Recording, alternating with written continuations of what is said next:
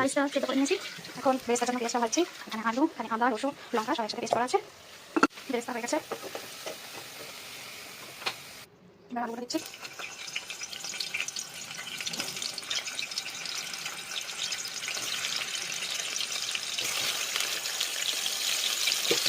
আলুটা ভাজা হয়ে গেলে এবার মশলা দিয়ে দেবো, আদা, রসুন, কাঁচা লঙ্কা একসাথে বেটে।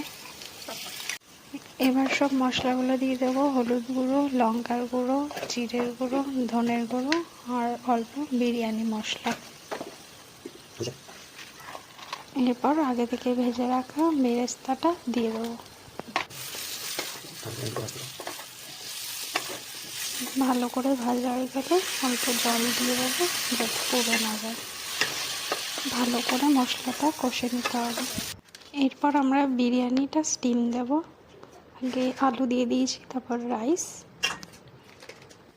এরপর বিরিয়ানি মশলা, একটু গরম জলের মধ্যে হলুদ মিশিয়ে আমি এটা বানিয়েছি, তারপর ভিনেগার, কেওড়া জল। রেডি হয়ে গেছে আমাদের ভেজ বিরিয়ানি। চলো টাটা ভাই, পরে একটা রেসিপি দেখাচ্ছি।